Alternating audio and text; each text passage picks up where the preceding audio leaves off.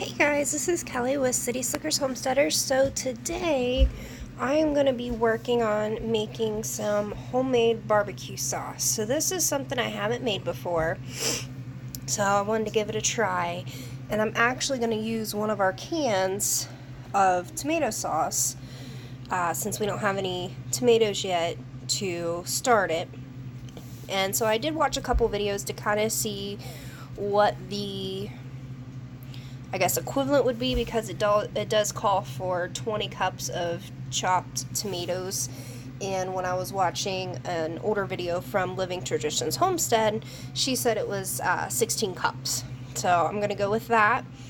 And then the onions that we are going to be using were the ones that were gifted to us from our friend Emma when we went and checked out her whimsy garden. She also gave us a whole bunch of onions, so I'm going to start getting those cleaned and chopped up, get the tomato sauce in the pan, and start from there, and then I will be back and show you what's next.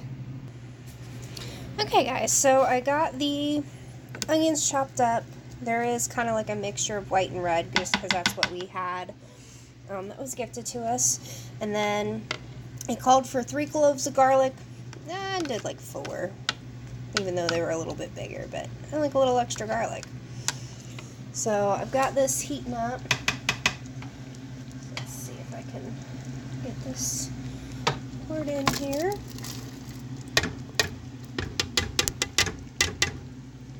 Okay, I'll just scrape that.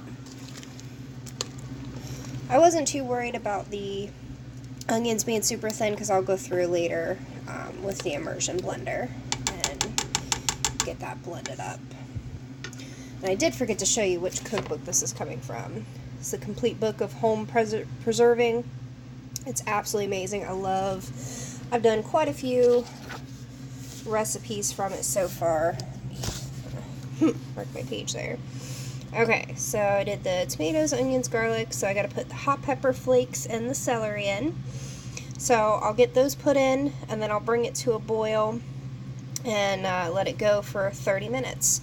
So I'm going to get the flakes and the celery seed in there, and then let it simmer for 30 minutes, and then I will bring you guys back when I get ready to use my immersion blender to blend it all up. I'll be right back. Okay guys, so it's been simmering now for 30 minutes, so I've got my immersion blender. So I'm going to use this to break up the onions and the garlic that's in there.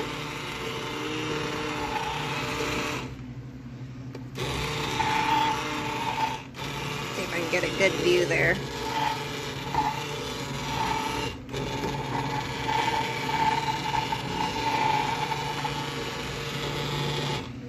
You can definitely see how it's getting really thick. So it's hard to do this one-handed. I'm just gonna set that right there for now. And then I kind of want to show you. So after we puree it, we won't really have to let it cook down anymore since I did the canned sauce instead of regular tomatoes. But if you use regular tomatoes, fresh tomatoes, you definitely want to get it cooked down.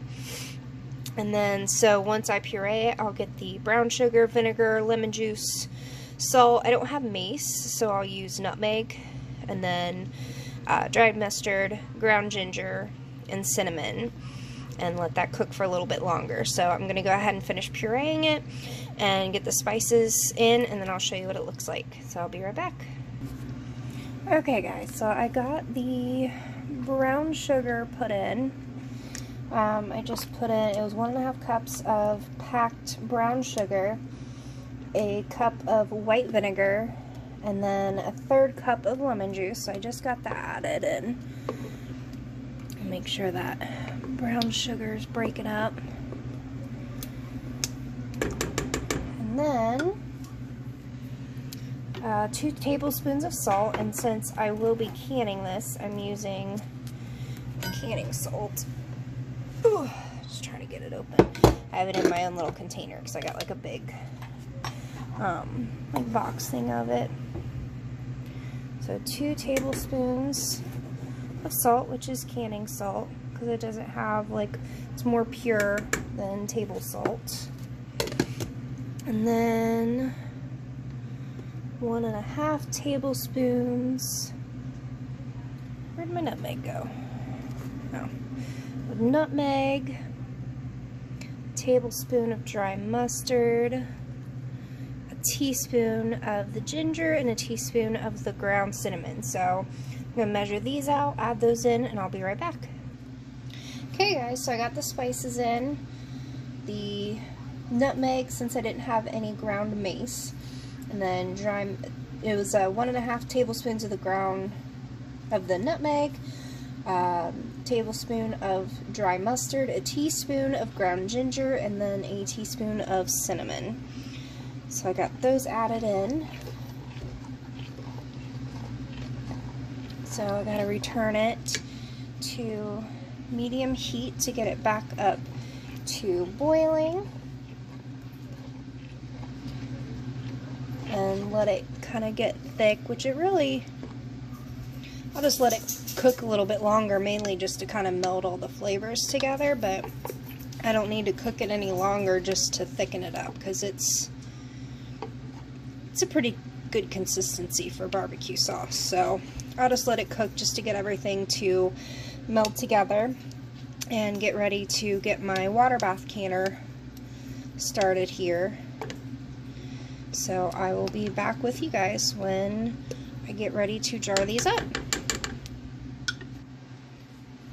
Okay guys, so getting all set up here. I just took these jars out of the dishwasher so they are clean and sterilized.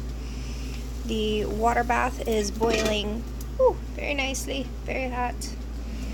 And got the barbecue sauce. I turned it down so it quit simmering while I was waiting on the water bath canner to start boiling and finish with my jars that were in the dishwasher. But yeah, I'm liking the consistency of this, so I'm just kind of getting this back up to a simmer, and then I will start putting it in the jars. So we'll be back here in a couple minutes. Okay guys, so as you will notice, I have half pints here. The recipe actually calls for pints, but we don't use like enough barbecue sauce at one time to need pints. So I'm using half pints. I'll still process it for the same time, but we're just going to use pints. So it says it does we're using half pints. It says it does 3 pints, so I'm figuring I should get at least 6 half pints then. And then it calls for 1/2 inch of headspace. So a little bit more. Because usually right here is about 1 inch, so then about right there would be 1/2 inch. I don't have my little measuring thingy, but you can get one of those little measure things that can give you the specifics for like 1/4 inch, 1/2 inch, 3/4 inch, and 1 inch on the headspace. So lately I've actually generally do more pressure canning than water bath canning. And with that, since it's all 1 inch, I don't have to measure it, so.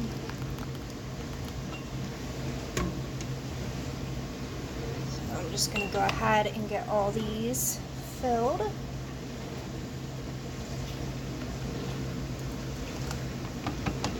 I had my stepson try this and he said it was good, so it'll be exciting. Haven't made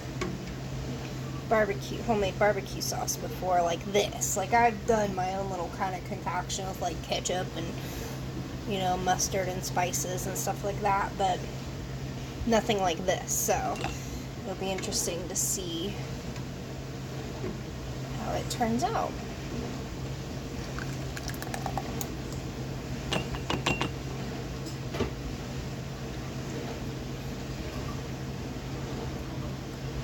So, and then once these are are done, I'll wipe the rims, which I have my little towel there. I got my lids. Since Ball had changed the lids, it's no longer recommended that you have to heat up the lids. I did there for a while and then I quit doing it, and honestly it doesn't really make much of a difference if you do or you don't. I guess it's more of preference than anything. So I haven't really been doing it anymore.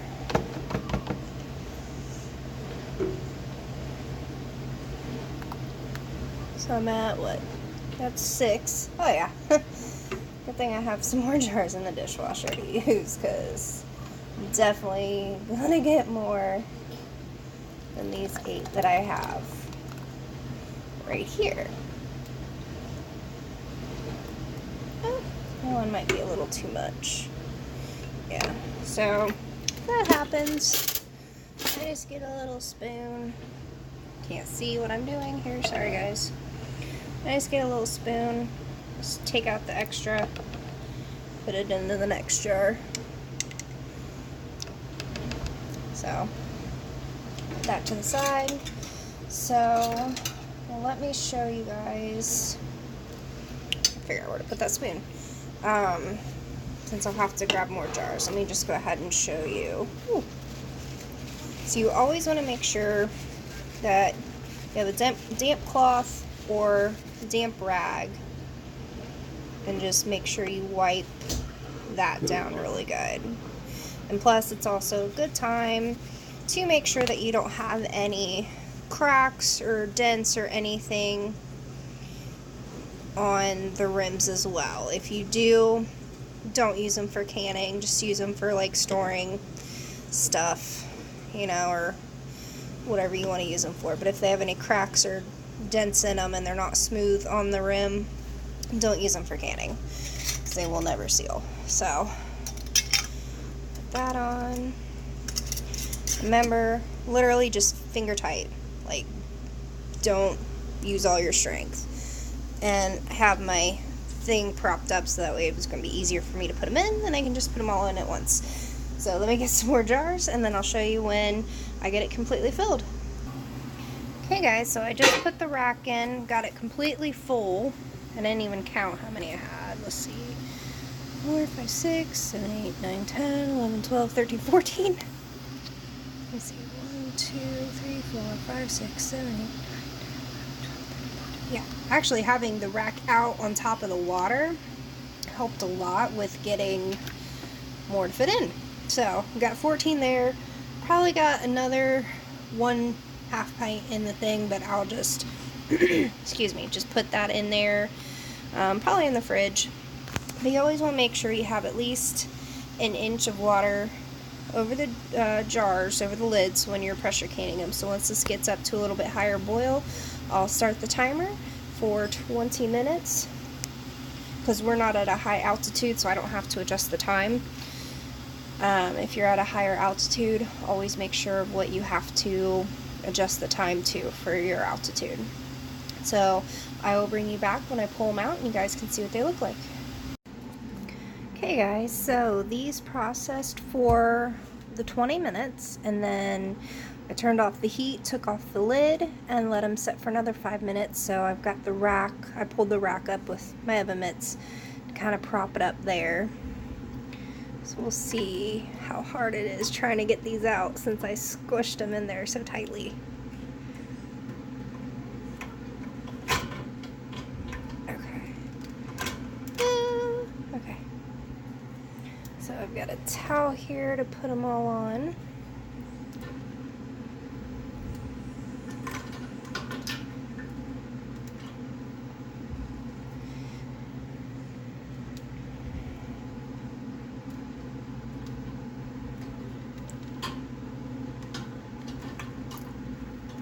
Don't tip over.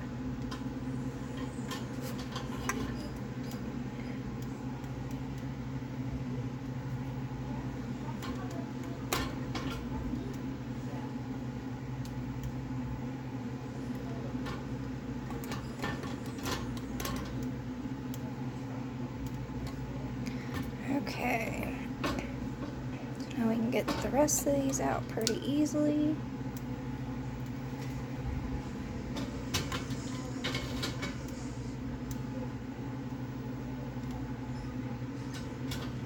It's a nice thing about having the counter right beside the stove. Somewhere easy to put them.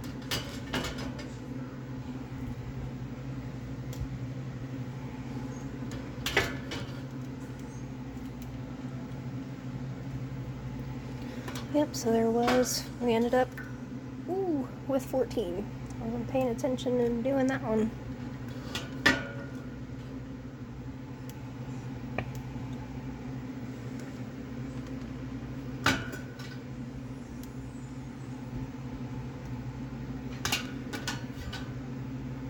Okay guys, so 14 processed jars of barbecue sauce, and then one for the fridge.